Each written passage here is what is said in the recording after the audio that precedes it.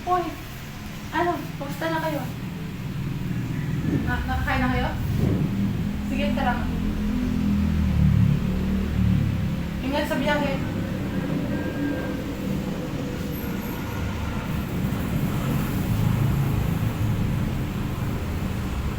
Oo nga eh. Excited na ako sa anak ko.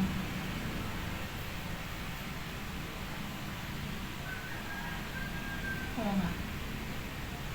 Sinabi nga sa akin ni Lola na kapag buntis, hindi daw pwede ma-stress. Tsaka sabi sa akin, ikalimutan ko na daw si Carlos.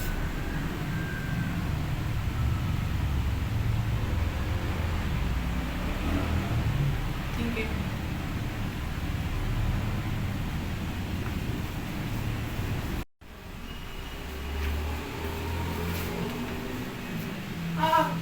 Sige. Sige lang. Hindi na ako. Hindi ako pwede mag-inom eh. Baby kasi.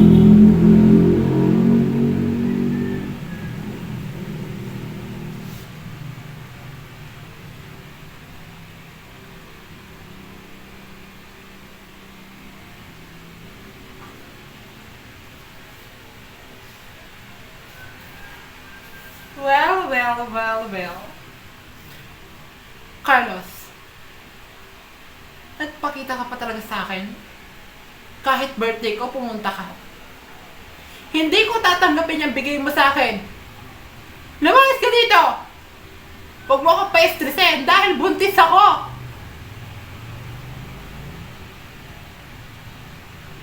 Ano? Hindi kita maintindihan.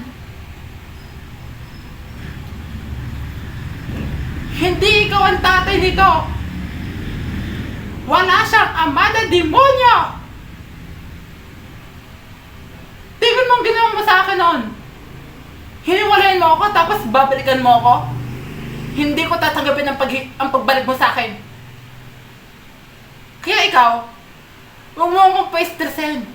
Pag ang bata ay nabigla na lang mangyari man sa akin, tapos na tayo.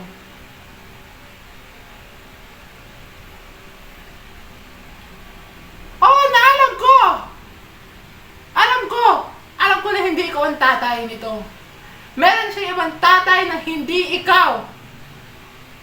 Naintindihan mo ba yun? Niloko mo ako. Niloko mo si Tiffany. Niloko mo si nanay, si tatay. Lahat kami niloko mo. Lalo na yung pamilya mo. Galit na galit sa'yo. Kaya pwede umalis ka na dito? Aray! Aray!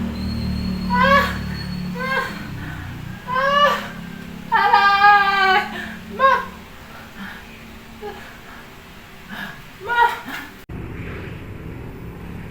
Okay lang ako, ma. Hayop na Carlos na yun eh. In-stress pa niya ako, ma. Oo. Alam mo ba yan? Ayaw ko yung makita yung pagmumukha niya.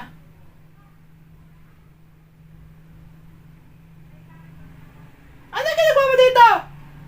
Lumayas ka na dito! Pakita ka sa akin, tapos hindi mo naman ako minamahal?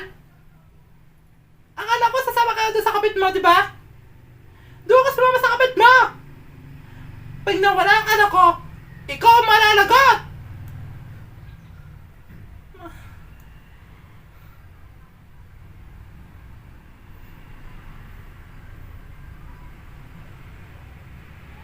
Ano, Dok? Ano? Carlos! Ikaw may gumawa nito eh! Ikaw ang gumawa nito kung bakit naman yung anak ko!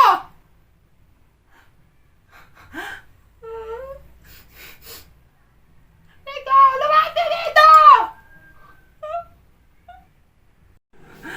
Ma?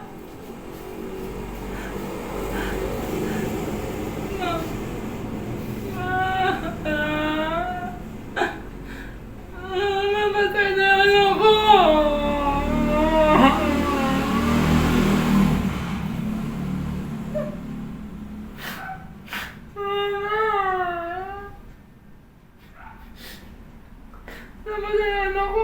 Ang dahil na lalas.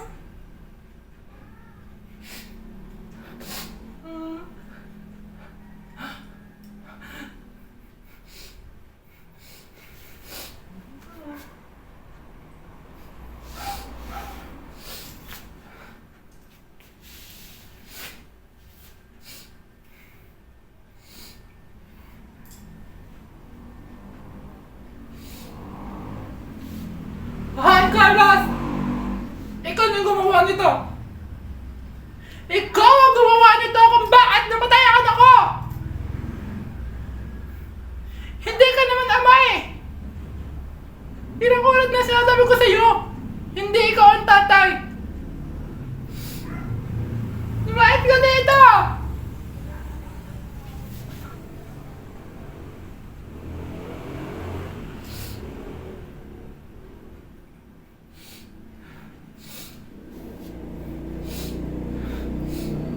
Lumayas ka dito!